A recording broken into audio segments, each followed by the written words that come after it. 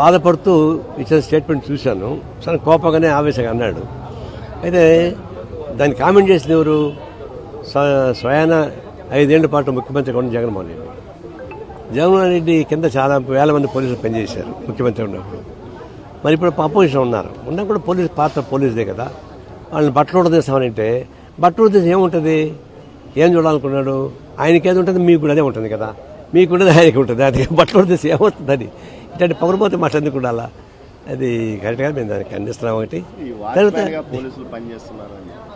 అవును, మీరు ముఖ్యమంత్రి ఉన్నప్పుడు చపరాశాఖ పనిచేశారు, ఇప్పుడు వాళ్ళకి వాచ్మెన్ లాగా పనిచేస్తున్నారు. నేను రెండు కరెక్ట్ అని నేను చెప్పడం లేదు. అప్పుడు తప్పే, ఇప్పుడు తప్పే. అప్పుడు పోలీసు వాళ్ళని ఎట్లా ఉపయోగించుకున్నారు? ఏమాత్రం ఆధారం లేకపోయినా మాజీ ముఖ్యమంత్రి చంద్రబాబు నాయుడిని ఏమి నోటీస్ లేకుండా అరెస్ట్ చేసి వస్తున్న క్రమంలో ఒక ఎఫ్ఐఆర్ తయారు చేసేటువంటి ఘటన ఇక్కడ చూసామా?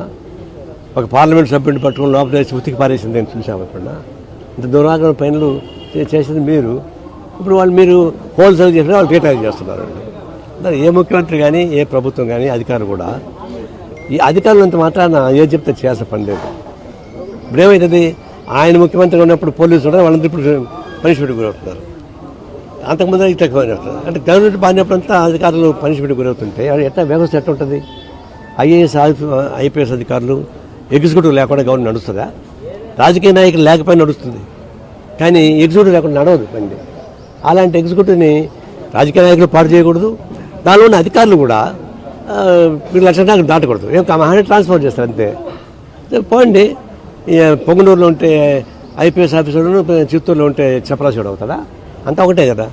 అలాంటప్పుడు మీరు అధికారులు ఉండేవాళ్ళు ట్రాన్స్ఫర్కు భయపడు, ప్రభోలో లొంగిపోయో అధికారులు చెప్పిన మాట అంతా నాల్సిన పనిలా న్యాయబద్ధంగా చేసుకోండి. మీకుండేది ఆ చేయడం వల్ల అనేక మంది పనిష్మెంట్కి గురవుతున్నారు, అనేక మంది జైలుకు పోతున్నారు, అనేక మంది సస్పెండ్ అవుతున్నారు, కొంతమంది అజ్ఞాతవాసులకు వెళ్ళిపోయారు. అంత పని తెచ్చుకోబాకని చెప్పేసి కోరుతూ రాజకీయ నాయకులు ఉండేవాళ్ళు ఉంటే ఆ ప్రభుత్వాన్ని విమర్శించుకోండి, ప్రభుత్వం నిర్వహించే పార్టీని విమర్శించుకోండి. కానీ డ్యూటీ నిర్వహించే సిబ్బంది పైన మాత్రం ఇట్లా పరుష బాధాలు వాడడం మంచిది కాదని మా ఉద్దేశం.